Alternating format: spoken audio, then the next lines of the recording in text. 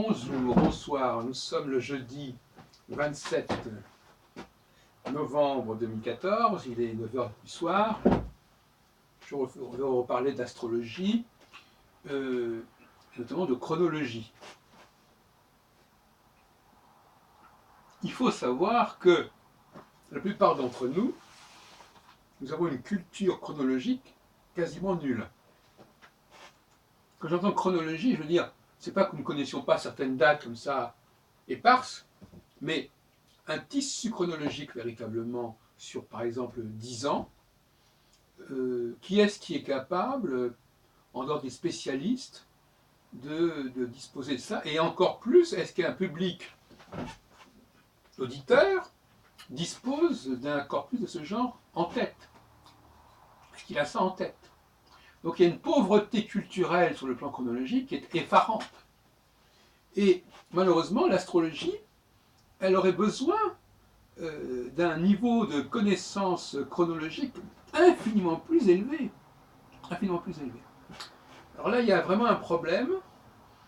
Et le seul domaine où il y a un corpus chronologique constitué, substantiel, vous avez deviné, c'est le client qui va voir l'astrologue. Alors lui, en compte, la seule chronologie que nous connaissions, en gros, la plupart d'entre nous, c'est la nôtre. Alors là, nous sommes incollables, et année par année. Mais dès qu'on sort de notre propre chronologie, c'est le désert total. À part quelques éléments, quelques bribes, c'est le désert total. Eh bien, dans ces conditions, il ne faut pas s'étonner que la recherche astrologique stagne et qu'elle n'aille nulle part et qu'elle aille dans des impasses de genre l'astropsychologie, où là, il n'y a pas de problème de chronologie. L'astropsychologie est née en réalité de la faillite de la culture chronologique. Or, une astrologie qui n'est pas sous-tendue par une chronologie extrêmement substantielle, ça ne veut rien dire. Les écoles d'astrologie devraient fournir à leurs élèves une formation chronologique extrêmement solide, surtout s'ils veulent faire de la recherche. On ne peut pas faire de l'astrologie mondiale, on ne peut pas faire de l'astrologie politique, on ne peut pas faire de l'astrologie sociale, sans avoir d'outils chronologiques et de connaissances chronologiques importantes. Les astrologues connaissent la chronologie des mouvements planétaires mieux qu'ils ne connaissent la chronologie de la France, même de la Ve République. Interrogez-les, vous verrez. Donc là, il y a un vrai problème, assez comique, je dirais, de certaine façon. Et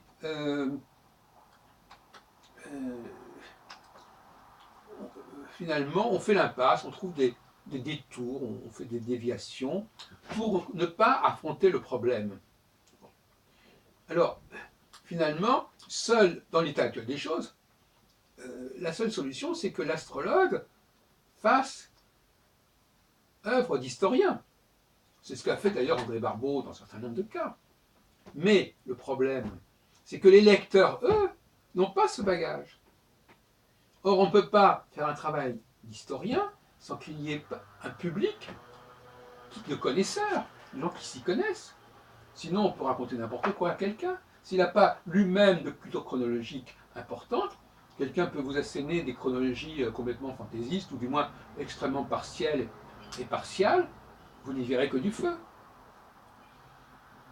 En fin de compte, il faut renforcer la culture chronologique, l'exigence chronologique, par des jeux télévisés peut-être, éventuellement. Ce qu'on a vu dans les jeux télévisés, c'est la même chose. À une époque, je suivais ça assez près. Dès qu'on parle de chronologie, de date, les gens sont complètement perdus. Par contre, étudier tel et tel personnage, oui, ça, ils peuvent. Mais ils ne se situent pas dans le temps.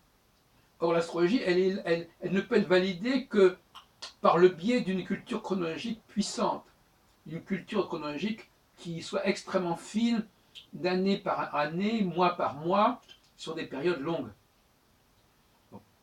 Maintenant, je vais passer, après ce petit préambule, je vais passer à quelques réflexions plus générales sur le cycle de Saturne, puisque c'est de ça qu'il s'agit finalement, quelque part. Et je voudrais montrer, vous connaissez ma nouvelle théorie, à savoir que la phase disjonctionnelle correspond à un hors-d'œuvre, à une entrée en matière, à une sorte de printemps, à une équinoxialité, qui sera suivie ensuite par quelque chose de plus consistant, de plus solsticial, de plus estival, par opposition à ce qui est printanier. Et il faut voir par exemple dans le parcours de certains hommes politiques, comme Giscard d'Estaing, comme François Mitterrand, qu'ils sont élus, et comme d'ailleurs comme François Hollande, ils sont élus dans des périodes de disjonction, et puis au bout de 2 ans, 2-3 ans, on passe à la conjonction. Et à ce moment-là, les choses deviennent beaucoup plus sérieuses. Giscard d'Estaing se débarrasse de Chirac au bout de 2-3 ans, pour remplacer par Raymond Barre.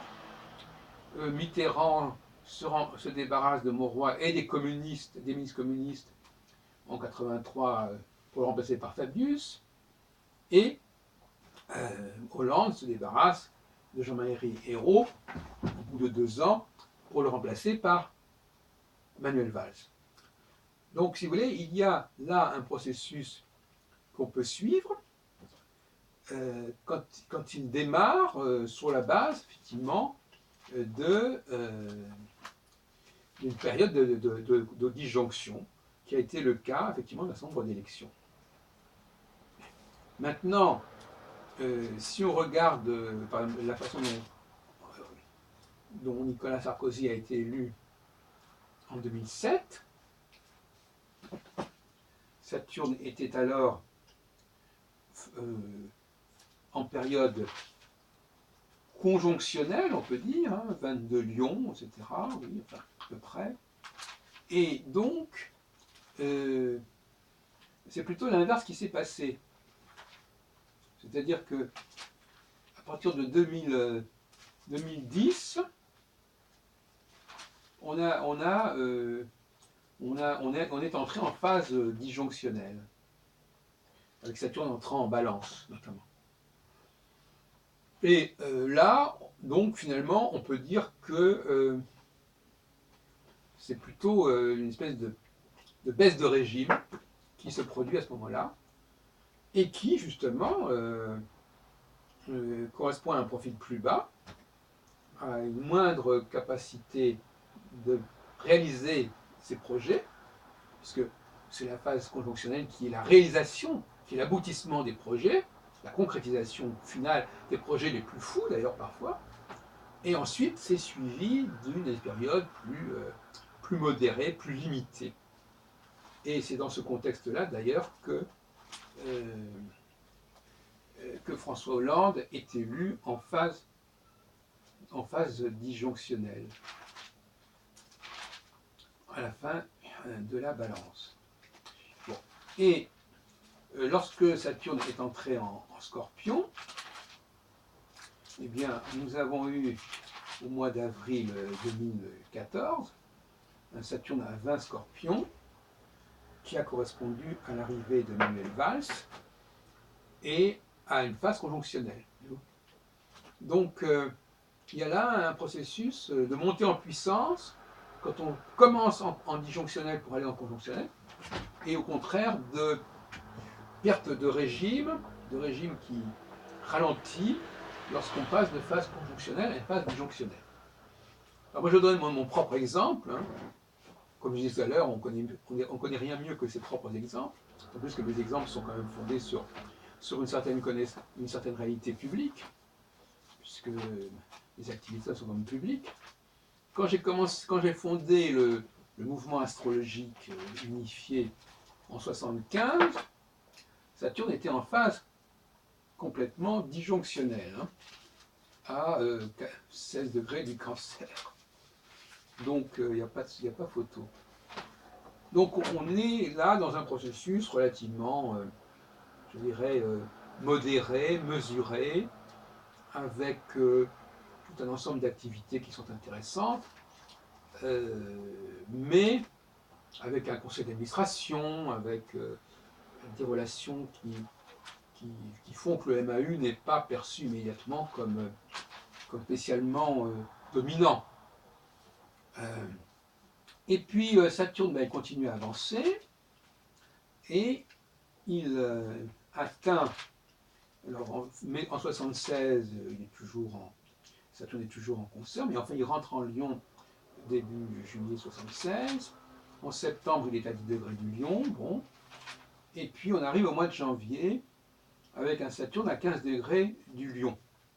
D'ailleurs, pendant la période de 76, en plus, j'étais en grande partie, pendant le premier semestre 76, j'étais presque tout le temps en Israël. Je vivais d'ailleurs un petit roman d'amour avec celle qui allait devenir ma femme par la suite, pendant un certain temps. Et donc, on peut imaginer que ça fonctionnait plus ou moins le MAU. Et puis, bon, je rentre de tout ça, voilà, je clôt l'affaire israélienne, et on arrive à avril-mai 77, avec Saturne à 10 degrés du Lion, et là, les choses deviennent plus sérieuses, parce qu'au mois d'août 77, Saturne arrive à 21-22 degrés du Lion, et là, il va se préparer le grand congrès de l'ère du Verseau, et à la suite de ça, tout un ensemble d'autres congrès, comme celui du musée Guimet sur astrologie et sciences avec Michel Gauquelin et Jean-Pierre Nicolas, comme le grand congrès de Saint-Maximin au mois de juin 78, comme le grand congrès de septembre-octobre, enfin de fin août-septembre à la Nouvelle Acropole sur l'enseignement astrologique, etc., etc.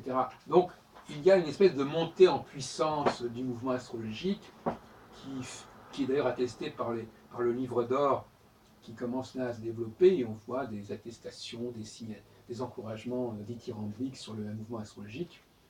Et tout ça, ça continue un certain temps. Et puis, quand Saturne atteint déjà la fin de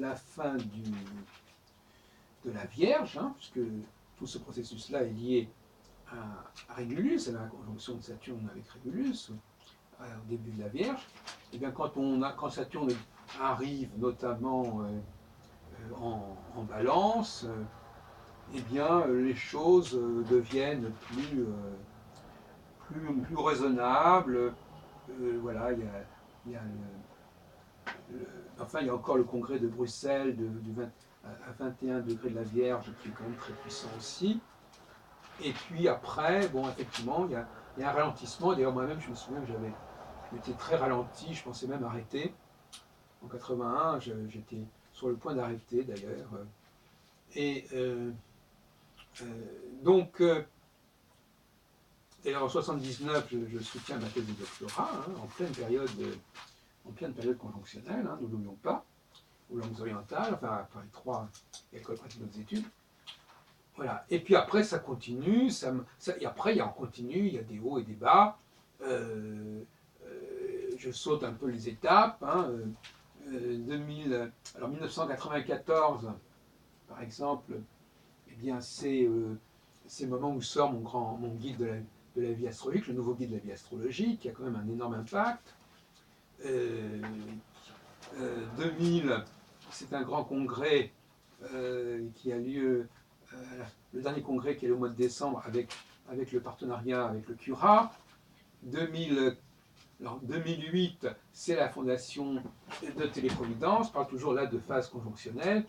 Et puis 2015, c'est quand même notre chaîne de télévision sur YouTube et sur Google+, qui est quand même considérable, puisque nous en arrivons maintenant à 1 300 000 visites sur Google+, et puis sans parler des autres chaînes, ce qui fait à peu près quand même près de 50 000 visites par mois actuellement. Donc, avec aussi une prise de parole qui n'est pas enfermée dans l'astrologie, qui a une véritable vision où l'astrologie est liée, est axée est organisée autour d'une véritable encyclopédie en fait. cette démarche encyclopédique qui me paraît importante. Bon, mais je dis ça comme ça, je termine comme ça, c'est pas très important, tout ça, mais je veux dire par là que c'est vraiment un outil de travail extrêmement utile que cette idée de considérer qu'il y a un début et une suite, et bien évidemment ça n'a rien à voir, ni de près ni de loin, avec le début du zodiaque, ça n'a strictement rien à voir. C'est une astrologie qui est fondée, qui est reliée sur les grandes conjonctions, sur les conjonctions de Saturne avec les 4 étoiles fixes royales. Il faut abandonner totalement toute référence au zodiaque. Hein. Le zodiaque ne détermine strictement rien.